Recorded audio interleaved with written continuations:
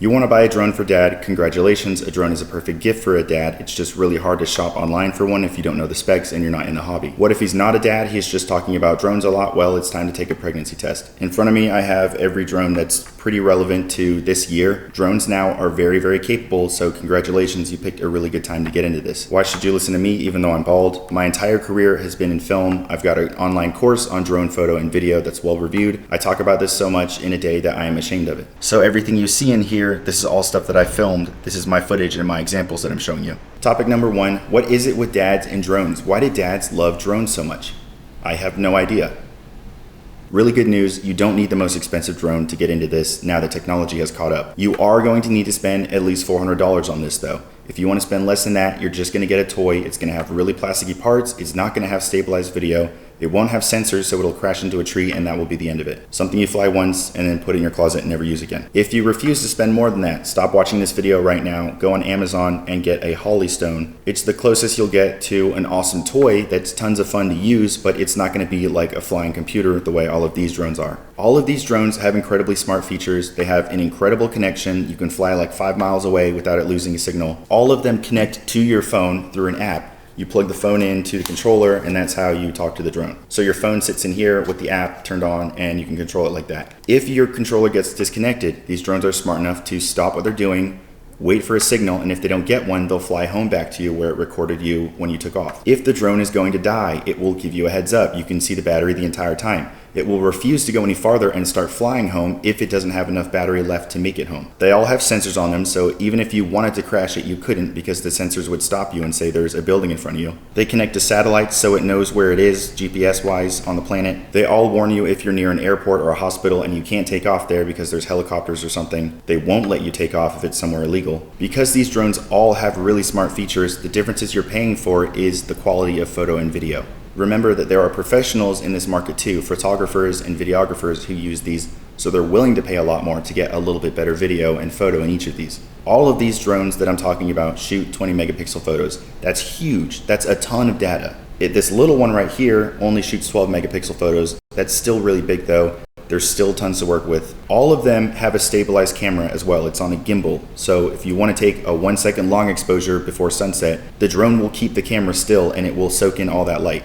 They're very capable. Photo technology in these drones is just light years ahead. To apply this to the person you're buying this for, if he's new to technology and he doesn't know how to save as a PDF, he's going to have tons of room to grow with just with the standard photo formats in each of these drones, even the little one. If he is an adept photographer though, and he edits in software like Adobe Lightroom, and he knows photography principles and editing and photo tricks, then he might want the bigger drones because they shoot 20 megapixels and there's more to work with in that file. You will also get better shadows and richer highlights on a bigger sensor in the bigger drones. That's only if it's very important to him, because remember, there are still professionals who are using the very little cheapest drone. It's still very capable, but if it's a huge deal to him and he knows what he's doing, you'll probably have a better time with the bigger one. No matter what though, all of these drones shoot in JPEG, the regular photo format, and in RAW format, which is for photographers. You have to edit it in software on your computer to make it look really nice. So even if he was a beginner, you have tons of room to grow, because when he gets bored with regular photos and wants to start taking fancy edited photos, yes, all of them do RAW format, so he's going to have tons of room to grow with and experiment. That brings us to topic number 2, which is video quality, and that's the other reason the price changes. Eventually he'll get bored of taking photos, he's going to start playing around with video, and he'll have no idea what he's doing.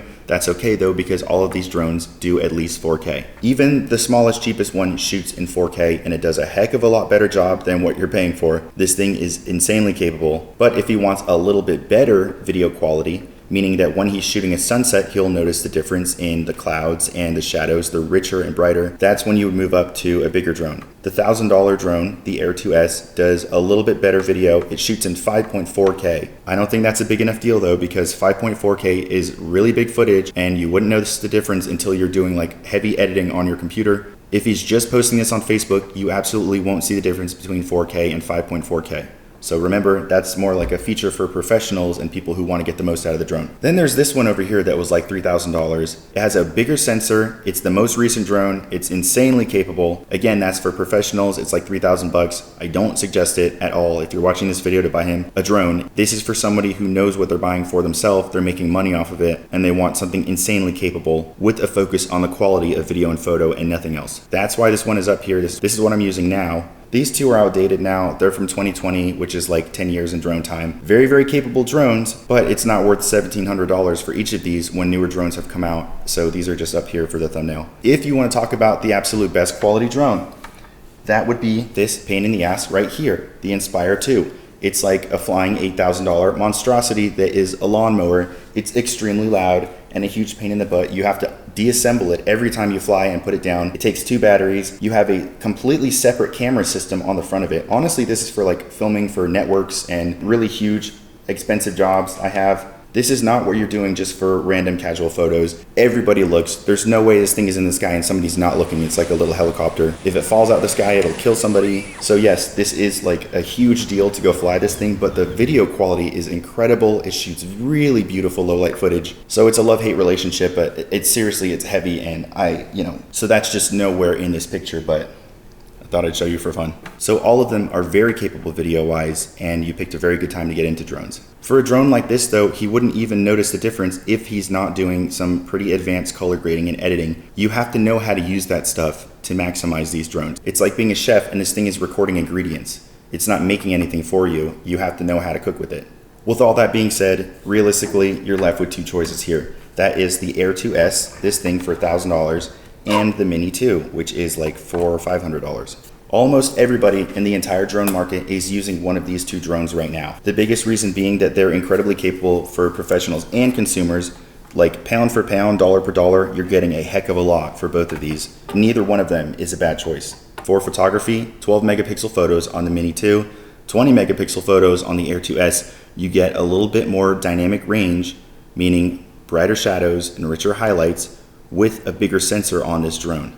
Again, that's if he's editing the photos. Most of the time, nobody will notice the difference. Both of them have all the smart features, so those are pretty much the same. But the smaller one only has downward sensors, so it doesn't have collision sensors in every direction like the bigger one. That could be a problem if he's very clumsy. This one shoots in 4K, and this one shoots in 5.4K. Again, not a huge deal if he's not like a professional or editing these a ton. You really won't notice a difference if it's just for fun. For video, you'll also get better highlights and richer shadows at something like sunset. If it was the middle of the day, you would not even notice the difference between these two. And the little one does a really good job for the equipment that it has. Both of them have stabilized photo and videos, and they shoot in RAW format, so he has room to grow as a photographer if he wants to start editing. The Air 2S has a feature called hyperlapses, and that's a moving time lapse you can record. It's a really cool feature. Not to sound snooty, I just want to clarify that it's not going to look as good as this because I'm an editor and I know how to make these look really nice. It still is a fun feature to have though.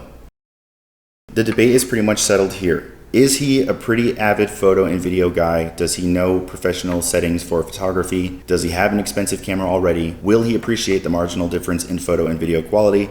If yes, then $1,000 for the Air 2S. I just want to make a point. That is the Air 2S, not the Air 2. The Air 2 came out like just before this one, and it's not as capable. It has a smaller sensor and it's way closer to this drone than it is to this one. The Air 2S is the best bang for the buck, and it's just phenomenal and changed the market because everybody just jumped on this thing right away. Is he everybody else?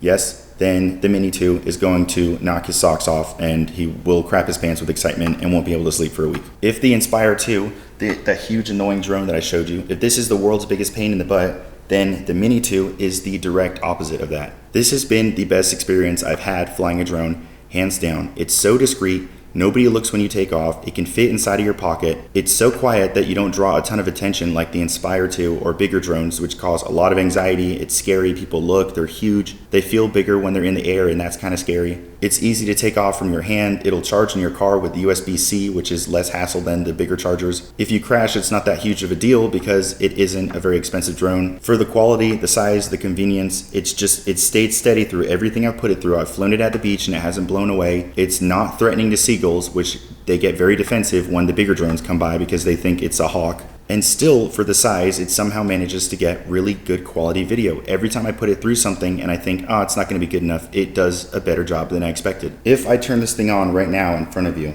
I don't have to move all the other drones out the way and stress and create a huge fuss because it's small enough that it doesn't matter. Like I said earlier, you can take off from your hand with like very little threat. This one takes like 5 seconds to connect. All of these drones are louder than you think they would be the first time they take off. But let me show you the difference with this one. It's not nearly as loud as the other ones.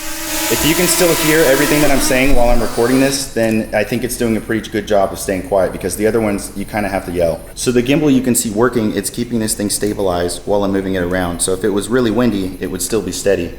It's just such a good experience all around. And when you fold this thing up, it seriously fits in your palm.